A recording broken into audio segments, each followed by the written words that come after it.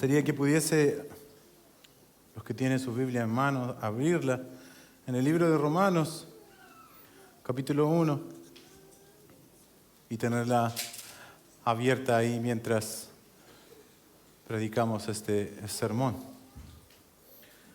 El título de este mensaje es El Evangelio es poder de Dios para salvación. El Evangelio es lo que cada uno de nosotros pecadores necesita. Y el Evangelio es para el creyente el alma y corazón de sus días. Así que por mi parte el verso 15 dice así: ansioso estoy de anunciar el Evangelio también a vosotros que estáis en Roma, porque no me avergüenzo del Evangelio, pues es poder de Dios para salvación de todo el que cree, el judío primeramente y también del griego.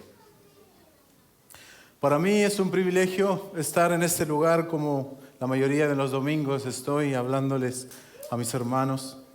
Privilegio en varios aspectos.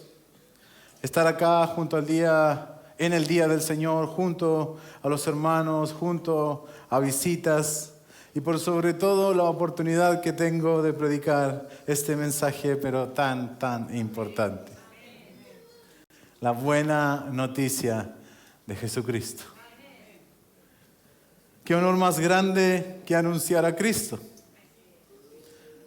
quien es el centro del mensaje de las Escrituras. Deseoso estoy, al igual que Pablo a los romanos, de anunciar el Evangelio a esta hermosa audiencia. Alguno dirá, ¿por qué dice que es importante? Mi nombre es Julio, para los que no me conocen. ¿Por qué Julio dirá que esto es importante? Porque si hay algo desde la perspectiva bíblica cristiana que es de suma urgencia saber, conocer, es precisamente el Evangelio de Jesucristo. La buena noticia de Jesucristo. Es lo que distingue a los creyentes, o por lo menos eso es lo que ha de distinguir a los creyentes. Conocer, meditar, atesorar, vivir y proclamar el Evangelio de Jesucristo. Lo que Cristo hizo por los hombres, por medio de su vida, de su muerte, de su resurrección, es de los misterios más hermosos y elevados que tengamos el honor, tú y yo, de oír. Aunque no lo parezca.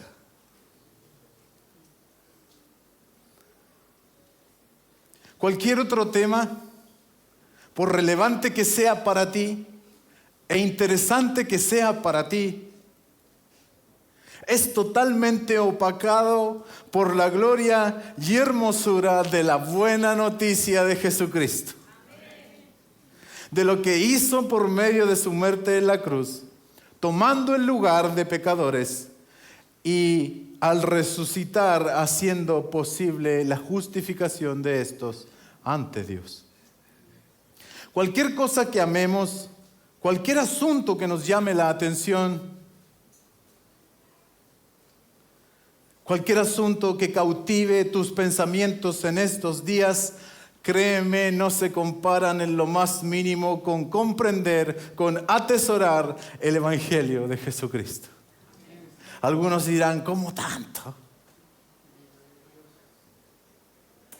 Quizás de buenas a primeras no llama la atención.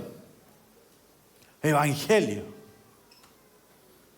que traducido es buena nueva, buena noticia. No tiene muchas luces de que sea interesante y digno de tu atención, a no ser de que tú entiendas que hay una mala noticia que antecede a esta buena noticia. Déjame decirte algo de esta buena noticia de Jesucristo, que es lo que vamos a anunciar en esta mañana. Lo primero que puedo decir es que es un mensaje divino. Es una noticia que viene directamente desde el cielo. Y si viene directamente desde el cielo, entonces ha de captar nuestra atención ahora ya. Esta noticia tiene que ver con Cristo y los hombres. Es el mensaje central de las Escrituras. Es la columna vertebral de la vida del cristiano. Es un mensaje directo de Dios para ti. Escucha, Jesús ha venido desde el cielo a este mundo a salvar a los pecadores. De los cuales dijo el apóstol Pablo, yo soy uno de los más grandes. ¿Qué cosa podría haber más importante que esto?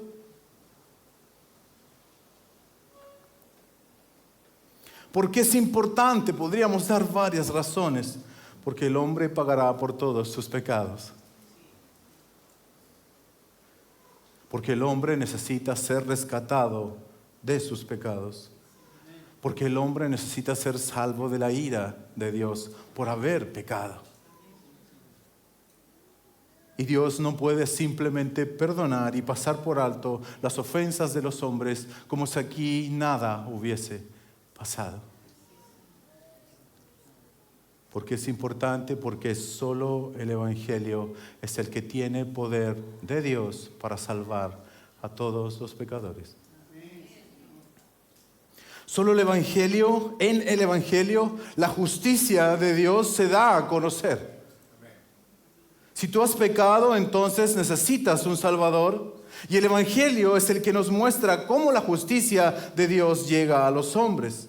Solo el Evangelio tiene el poder para salvarnos de nuestros pecados, de la ira de Dios y de reconciliarnos con Dios, producto de nuestro pecado.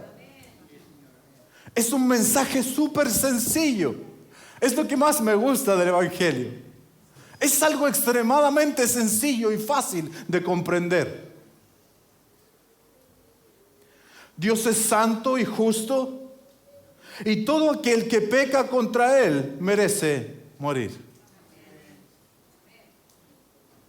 ¿Escuchó? Dios es santo y justo. Todo aquel que ose rebelarse contra Él merece dejar de existir ahora y pagar por sus pecados por la eternidad.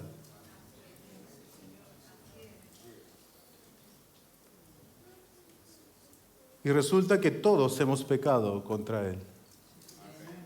Por lo tanto, todos merecemos morir por la eternidad. Sumado a que no podemos hacer nada que esté a nuestro alcance para justificarnos delante de Dios por nuestros pecados, pero Él envió a su Hijo a tomar nuestro lugar, a morir por nosotros en la cruz, a cargar nuestros pecados, y todo aquel que cree que lo que hizo Cristo es real, entonces será justificado de sus pecados. Ese es el Evangelio. Es muy sencillo de comprender.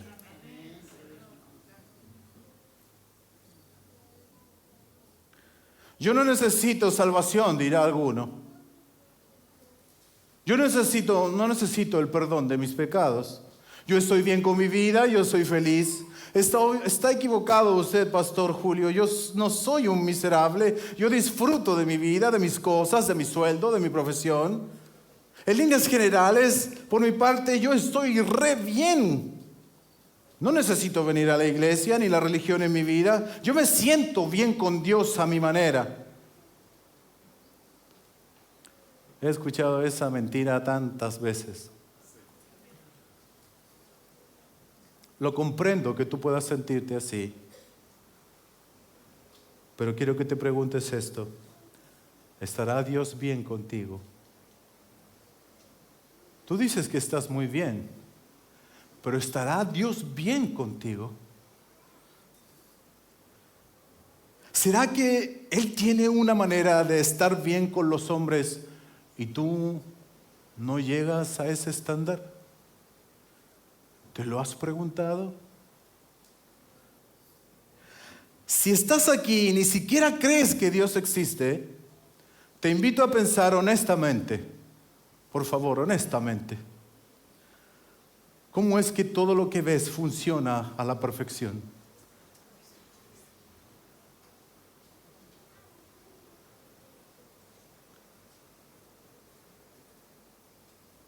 Todos los seres vivos, todas las leyes de la naturaleza, la lluvia cayendo, fluyendo de los ríos hacia el mar, en el mar que sube hacia las nubes y vuelve a caer. Honestamente, ¿de dónde crees que salió todo eso?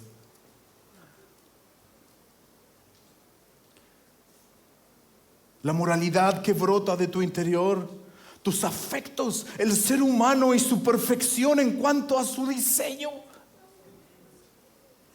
Cada órgano, cada unión entre ellos, cómo se reproduce, cómo se cura cuando tiene una herida, cómo crece desde el día cero hasta que muere y va a la tumba, cómo se desarrolla. ¿De verdad crees que todo eso podría ser parte de una explosión o que todo esto ha venido de la nada?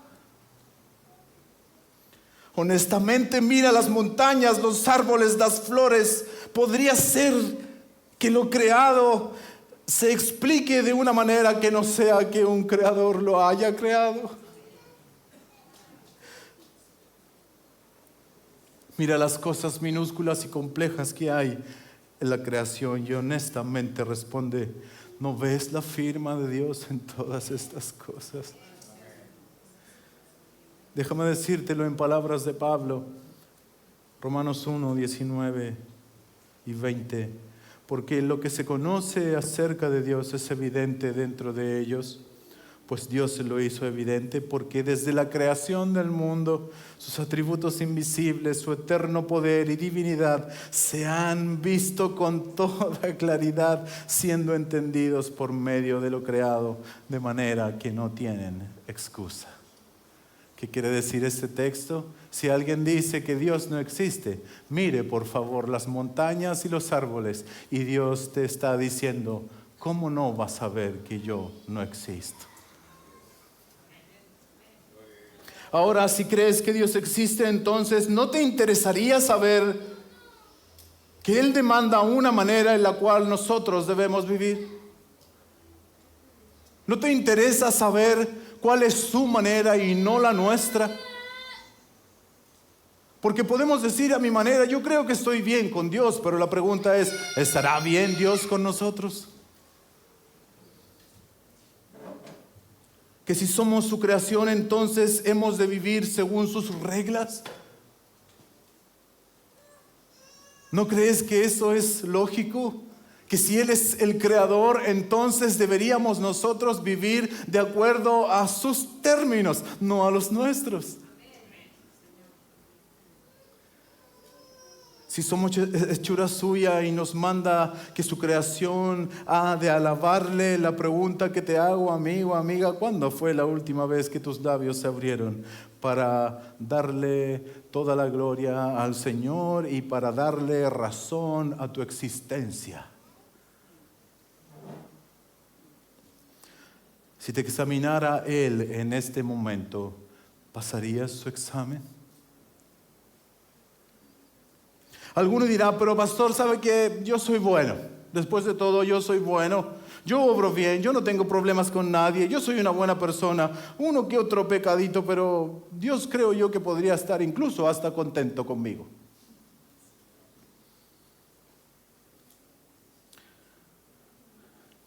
Dios solo podrá estar bien con los hombres cuando estos se arrepientan de sus pecados, le reconozcan como un Dios soberano y cumplan sus mandamientos.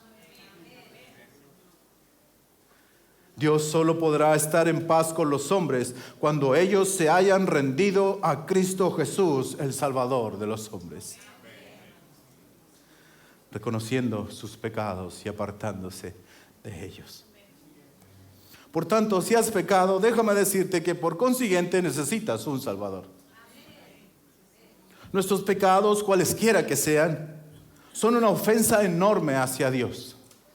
Eso es una de las cosas que hemos de todos nosotros comprender. Y si ofendemos a Dios, si pecamos en contra de Dios, sea cual sea el pecado que cometamos, no podemos esperar que eso no tenga consecuencias.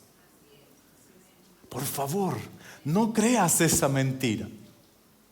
Todo pecado, por pequeño que tú creas que sea, tiene la misma paga delante de Dios. El que peca contra Dios ha de morir. ¿Por qué, dirá alguno? ¿Por qué ha de morir alguien que peca?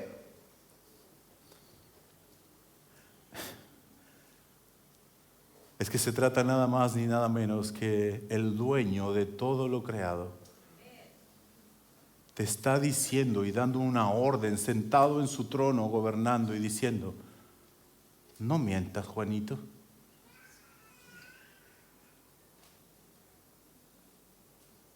No adulteres, Pedrito.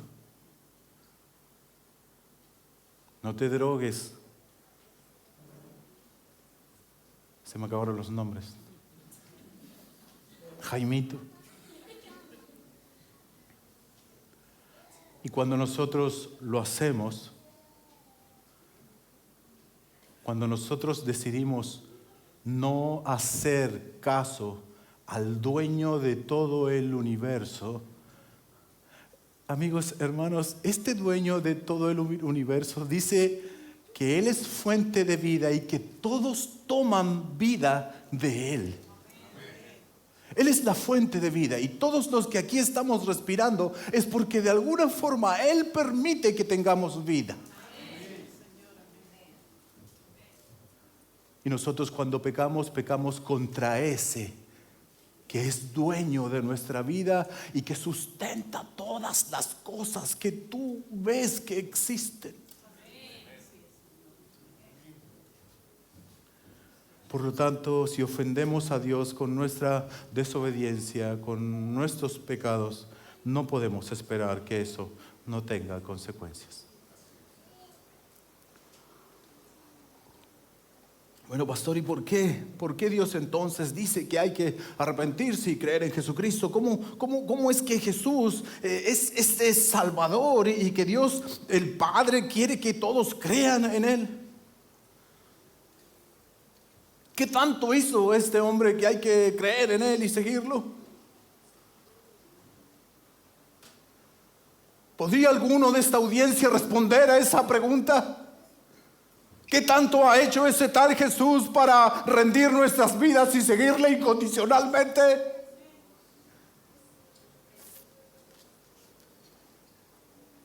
Lo primero que puedo decir de este Jesús es que siendo Dios,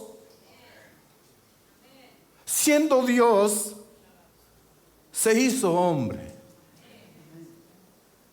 Se humilló, dejó su gloria junto a su Padre, tomó el camino que lo condujo desde el santo cielo a vivir entre pecadores.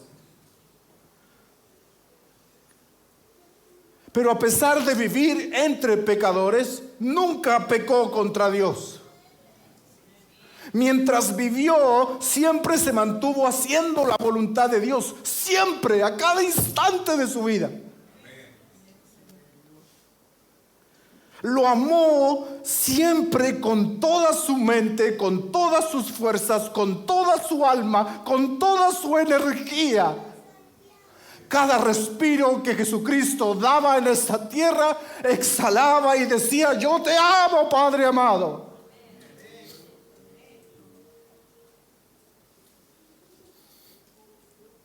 Mientras Jesús estuvo entre nosotros hace 2000 y tantos años, vivió una vida perfecta.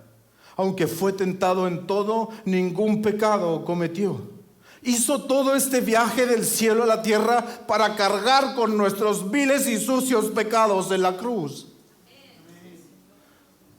Hizo este viaje del cielo a la tierra para tomar el lugar de los pecadores por los cuales vino a morir y luego poder justificarlos de cada uno de sus pecados y reconciliarlos con Dios por medio de su resurrección. Y ahora Él hace posible que aquellos enemigos, Dios pueda mirarlos con agrado. Es más, Dios ahora los llama a sus hijos.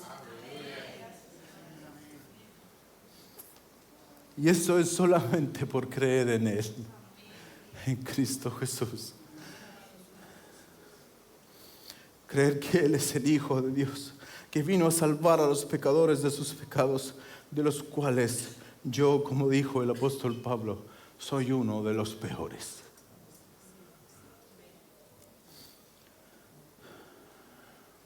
Cuando creemos en Jesús, su vida perfecta y justa, esto es maravilloso lo que voy a decir. Cuando creemos en Jesús, su vida perfecta de la cual te hablé hace unos segundos, y justa, libre de pecado y siempre haciendo la voluntad de Dios, es traspasada a nuestra injusta e imperfecta vida. Si crees en Él, entonces, cualesquiera que sean tus pecados, tus adicciones, tus inmoralidades, tus perversiones, tus oscuridades o tus actos más vergonzosos, pasan a sus hombros. Él los lleva por ti a la cruz y paga con su vida por ellos. ¿No es asombroso? ¿No es altamente humillante? ¿No es inexplicable que Dios mismo decidiera tomar el lugar de pecadores como tú y yo, que han pecado contra Él mismo? Glorioso Evangelio de Jesucristo. Yo deseo que este pensamiento pueda acompañarnos a cada uno de nosotros todos los días al abrir nuestros ojos. ¿Cómo es posible que el Dios del cielo, contra el cual nosotros habíamos pecado, haya tenido compasión de nosotros, a rescatarnos, a morir por nuestros pecados y ahora hacernos sus hijos? ¿Cómo es posible? ¿No te conmueve el hecho de que Dios mismo, contra el cual hemos pecado, nos haya salido a rescatar? ¿Por qué haces eso, oh Dios? ¿Por qué haces eso por quienes te rechazan? El Evangelio es maravilloso. Es una muestra del amor de Dios por nosotros, que siendo aún pecadores, Cristo murió por nosotros. Amigo, si no tienes a Cristo en tu vida, jamás podrás estar a cuentas con Dios y pagarás por cada uno de tus pecados. Todo aquel que peca contra Dios, que no cumple sus mandamientos, que se revela a lo que Dios ordena, entonces sepa que llegará un día en que enfrentará al mismo Dios cara a cara, y este Dios pedirá cuentas por cada una de las veces que mandó a hacer algo y no lo hicimos. Oh, yo no quisiera estar en esos zapatos. ¿Te gustaría a ti estar delante de Dios, cara a cara, frente a Él, trayéndote Él a memoria todas las veces que le diste la espalda?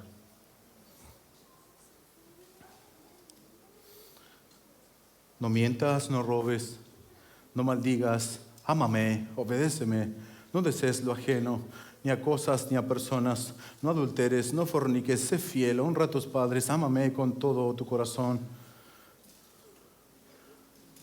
Esas son sus palabras, esos son sus deseos, esa ha sido siempre su voluntad.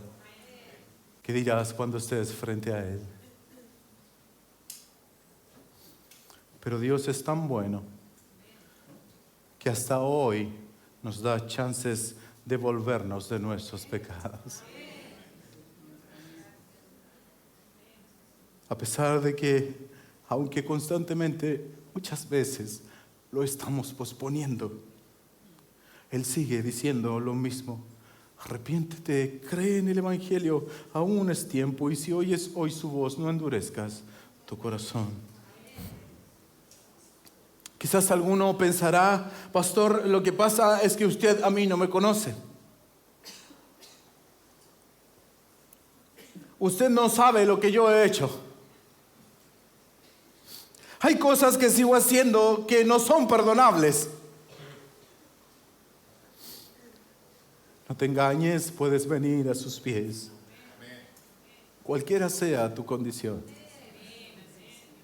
porque el Evangelio es poder de Dios para salvación. Solo arrepiéntete y cree que Cristo tomó tu lugar. Pastor, la verdad es que yo he luchado contra estas cosas que yo hago muchos años, con tal y con cual pecado, con la pornografía, con la lujuria, con el alcohol, con las drogas, con el exceso de amor propio. Solo me importo yo y a nadie más, no me importa nadie más. Amo mucho el dinero, hago todo para conseguirlo, peleo con la depresión, con el temor, con la ansiedad. Estoy vacío, yo soy muy malo, jamás podré cambiar, no puedo y además tampoco quiero esforzarme en hacerlo. No te engañes. El Evangelio de Jesucristo es poder de Dios para salvación. Él fue tratado en su cuerpo de la manera que un adicto, un rebelde, un mentiroso, un lujurioso, un perfecto debía ser tratado. Y él siendo totalmente libre de todas estas acusaciones. Claro, porque estaba tomando tu lugar. ¿No es impresionante?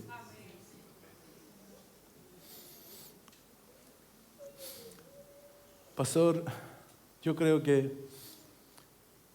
de verdad mi maldad es mucha, mis pecados son muchos.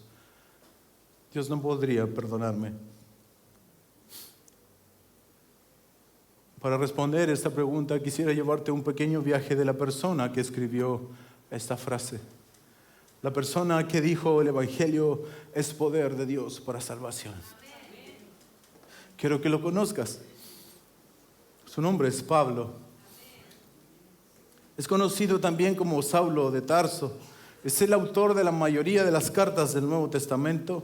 Se le conoce quizás como el apóstol más influyente, como un ejemplo de cristiano, como un referente, un gran predicador y misionero. En términos humanos me atrevería a decir que quizás no ha habido otro hombre como él en cuanto a pasión, celo y amor por Cristo y su Evangelio. Pero ¿fue siempre así? ¿Fue siempre este hombre así? ¿Quién era este hombre antes? ¿Quién era este hombre que dice que el Evangelio de Dios es poder de Dios para salvación de todo aquel que cree? Bueno, la respuesta es que antes de que Pablo se volviese un creyente en Jesucristo, era todo lo contrario. Un perseguidor de los cristianos, un aborrecedor de Jesucristo, los odiaba a Jesús y a todo lo relacionado con él. Era uno de los teólogos, gracias amor, de los teólogos más destacados, de los religiosos más destacados de su época. Era un experto en la ley y según él mismo en una de sus cartas dice que en cuanto a la ley, a guardarla, a su conocimiento, no había nadie que se le pudiera comparar a él.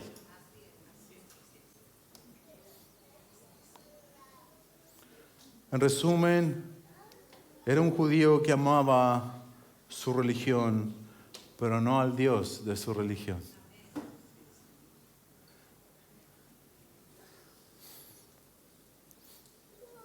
Lo vemos por primera vez en el panorama bíblico, en Hechos capítulo 7. Creo que se va a poner ahí.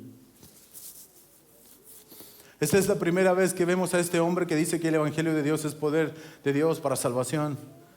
Esa es la primera vez que aparece en las Escrituras.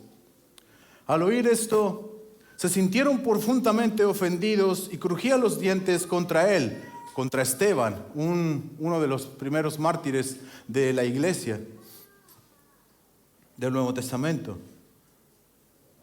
Pero Esteban, que era un hombre que estaba predicando frente a muchos religiosos, lleno del Espíritu Santo, fijos los ojos en el cielo, vio la gloria de Dios y a Jesús de pie a la diestra de Dios. Y dijo: he aquí, veo los cielos abiertos y al Hijo del Hombre de pie a la diestra de Dios. Entonces ellos, estos religiosos, gritaron a gran voz y tapándose los oídos arremetieron contra él, echándolo fuera de la ciudad y comenzaron a apedrearle. Escucha. Y los testigos pusieron sus mantos a los pies de un joven llamado Saulo.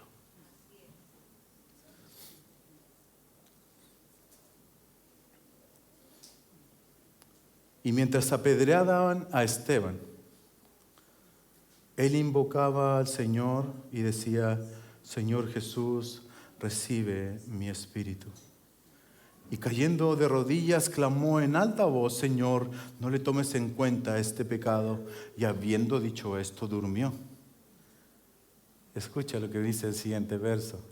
Y Saulo estaba de completo acuerdo con ellos en la muerte de Esteban.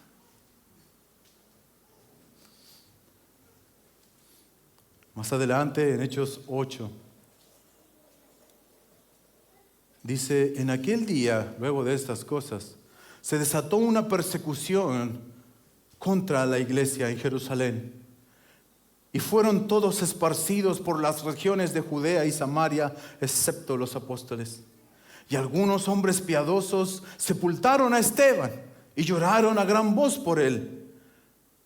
Pero Saulo hacía estragos en la iglesia, entrando de casa en casa y arrastrando a hombres y a mujeres, y los echaba a la cárcel.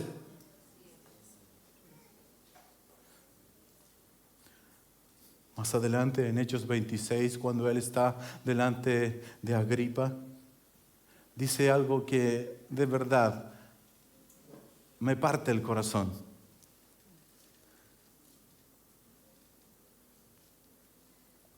Estaban hablando de la resurrección de los muertos en el verso 8. Y dice: ¿por qué se considera increíble entre vosotros que Dios resucite a los muertos?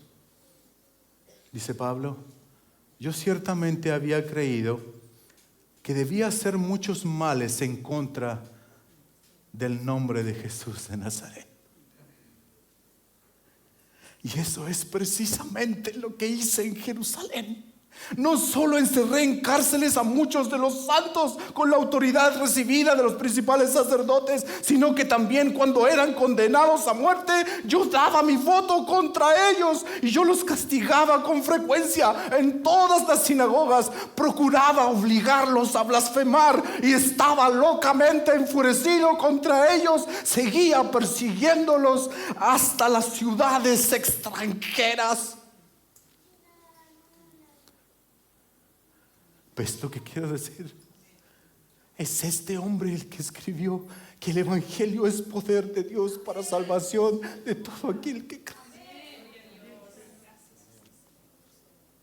Este hombre, al igual que tú y yo, estaba perdido en sus propios males, en sus pecados. Peor aún, estaba pensando que hacía todo en nombre de Dios para agradarlo, pensando que estaba muy bien llevando la vida de la manera en que la llevaba, pero sin Cristo en su vida.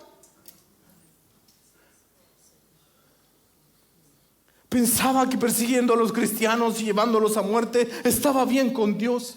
De la misma manera que quizás tú piensas que llevando tu vida como la llevas, no haciéndole mal a nadie, con pequeños pecaditos, están bien. Incluso puedes pensar que a veces eres tan bueno que Dios no podría tener nada que decirte. Pero sin Cristo nadie está bien con Dios. Cada pecado que cometemos es una ofensa catastrófica contra Dios, y solo Cristo puede interceder por tú y por mí. ¿Cómo? Porque Él fue clavado en la cruz a fin de pagar el precio de nuestras rebeliones y así reconciliarnos con Dios.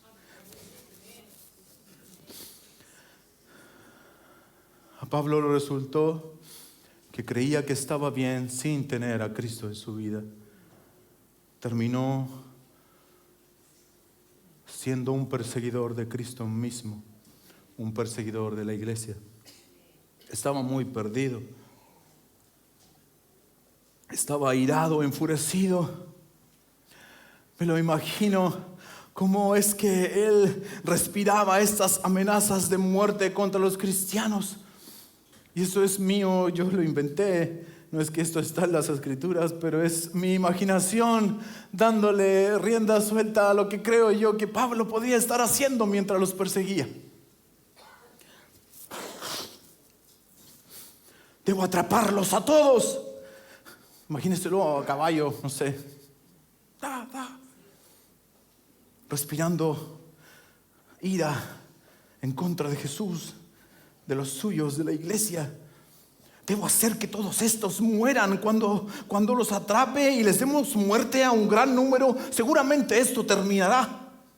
Rechazo con todas mis fuerzas a este tal Jesús. Lo detesto. ¿Cómo este va a ser el Hijo de Dios? ¿Cómo va a ser el nuestro Mesías esperado? ¿Cómo va a ser el Rey libertador de nuestro pueblo? Hay muchos testigos, sí es verdad, de que hizo muchos milagros, sanidades, que enseñaba como quien tiene autoridad, que todos los rabinos quedaban mudos cuando él hablaba. Pero ¿cómo si no tenía estudios? ¿Cómo si era hijo de un carpintero? ¿Cómo si nació en un lugar sin importancia? Hubiese querido enfrentarlo. Estoy seguro que conmigo no podría, porque nadie ha podido hacerme frente hasta el día de hoy.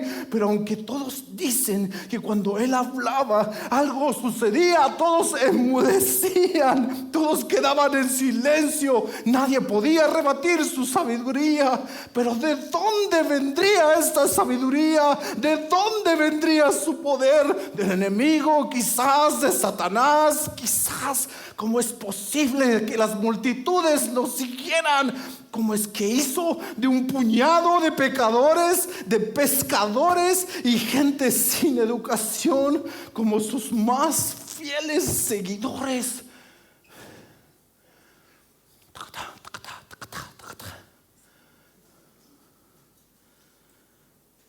Que están dispuestos a dar sus vidas por él. He matado a muchos.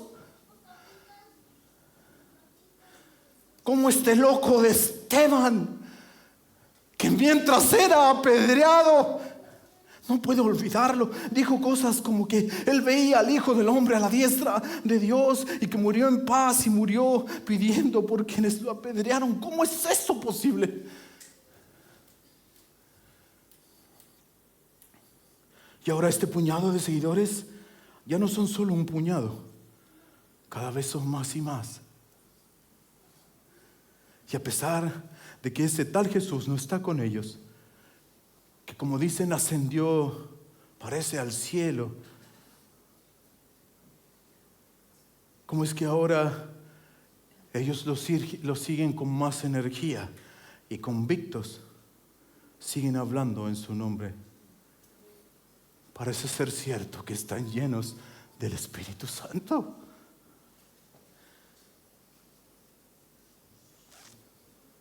Pero no puede ser cierto.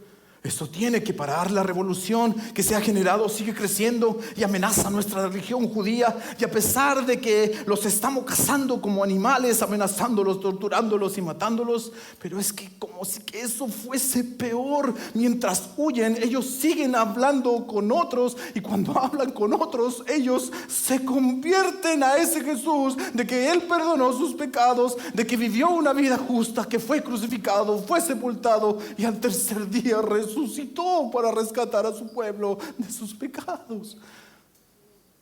¿Cómo va a ser eso cierto?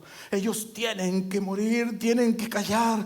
O si tan solo hubiese podido encontrármelo cara a cara a este hijo del carpintero, ese maestro de la insignificante Capernaum, yo mismo le daría muerte con mi espada. Esto tiene que terminar. Sus seguidores tienen que morir.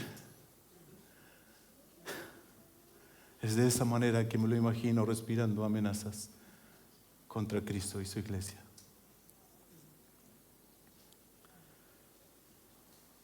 Hasta que se encontró cara a cara con él. Y adivina lo que sucedió. Saulo, Hechos 9:1, respirando todavía amenazas sin muerte contra los discípulos del Señor, fue al sumo sacerdote y le pidió cartas para las sinagogas de Damasco, para que si encontraba a algunos de que pertenecían al camino o que eran seguidores de Cristo, tanto hombres como mujeres, pudiera llevarlos atados a Jerusalén. Y sucedió que mientras viajaba, al acercarse a Damasco, de repente resplandeció en su derredor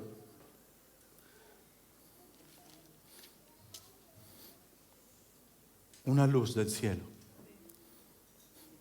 Y al caer en tierra, oyó una voz que le decía: Saulo, Saulo, ¿por qué me persigues?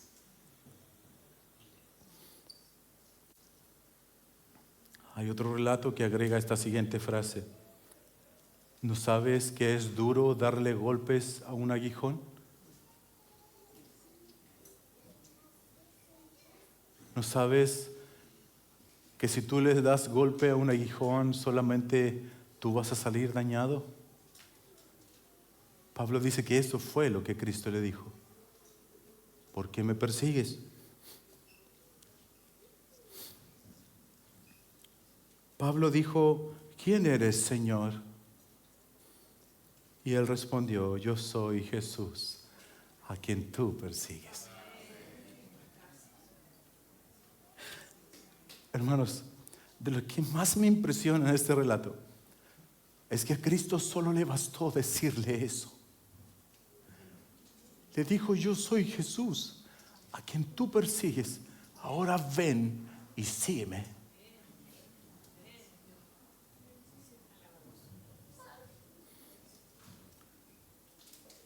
Levántate, entra en la ciudad y se te dirá lo que debes hacer. Los hombres que iban con él se detuvieron atónitos, oyeron la voz, pero sin ver a nadie. Saulo se levantó del suelo y aunque sus ojos estaban abiertos, no veía nada. Y llevándolo por la mano, lo trajeron a Damasco y estuvo allí 3 días sin ver y no comió ni bebió.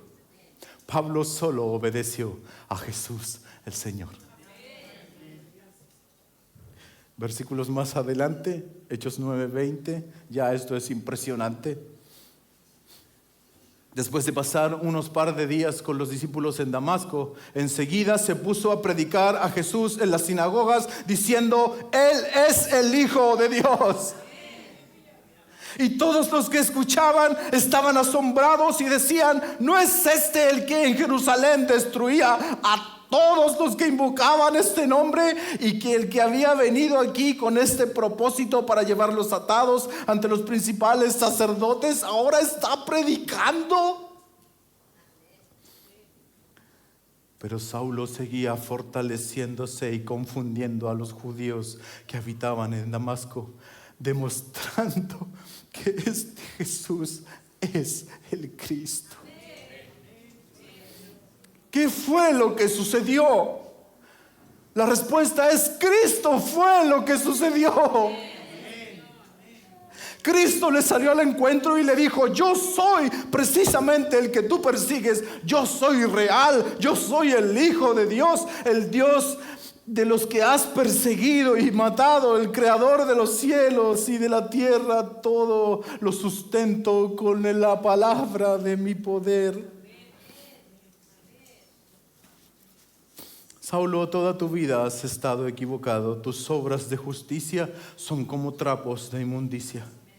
Tus obras no te salvarán. Es creyendo en mí que serás salvo. Por tanto, arrepiéntete de tus pecados. A la verdad, yo he venido a este mundo a salvar a los pecadores. Y tú, Pablo, eres un gran pecador. Arrepiéntete de tus pecados. Cree y sígueme.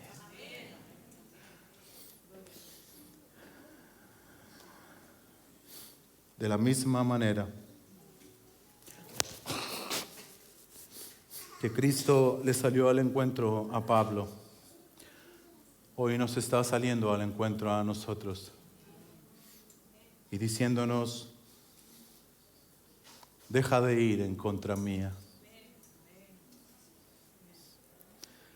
Sígueme, no seas duro. No es sabio darle golpes a un aguijón. No hay mejor cosa en esta vida que seguirme y servirme. De verdad que no hay mejor cosa en esta vida que vivir una vida para Él.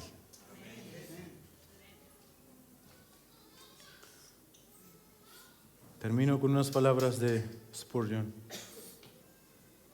Amigos, ustedes que están sin Cristo, me dirijo a ustedes principalmente. No tengo nada más que predicar a ustedes que a Jesucristo. Si tú te consideras un grande pecador, déjame decirte que lo que el pecador más grande puede necesitar se encuentra en Cristo. En lo que hizo en la cruz, tomando el lugar que nos correspondía a ti y a mí para pagar nuestros pecados. Qué hermoso. No tienes nada en ti, pecador, y no tienes necesidad de nada que le lleves a Jesús. Me dices que no sabes nada acerca de la Biblia. No necesitas conocer muchas cosas al momento de venir a Cristo. La única cosa que debes conocer es esta: que Jesucristo, el Hijo de Dios, vino al mundo a salvar a los pecadores, y cualquiera que crea en Él no perecerá, sino que vivirá eternamente.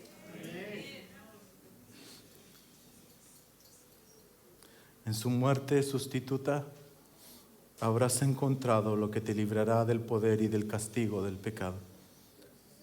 Habrás encontrado lo que te llevará al cielo para estar donde ese mismo Jesús que fue crucificado se sienta en el trono a la diestra de Dios. Oh querido corazón abrumado por la pena, si quieres encontrar alivio, podrás hacerlo en sus heridas. Si quieres encontrar descanso, tienes que encontrarlos en las heridas de sus manos. Si quieres escuchar tu absolución, tiene que provenir de los labios mismos que pronunciaron dulcemente: consumado es. Dios quiera que no sepamos nada en medio de los pecadores excepto Cristo y Él crucificado. Mírenlo a Él y únicamente a Él, y encontrarán el descanso para sus almas. Y hermanos, para ustedes, ¿habrá mensaje más glorioso que este? Como Pablo mismo dijo: fiel es esta palabra y digna de toda aceptación, que Cristo vino al mundo para salvar a los pecadores, de los cuales yo soy el primero. Oremos.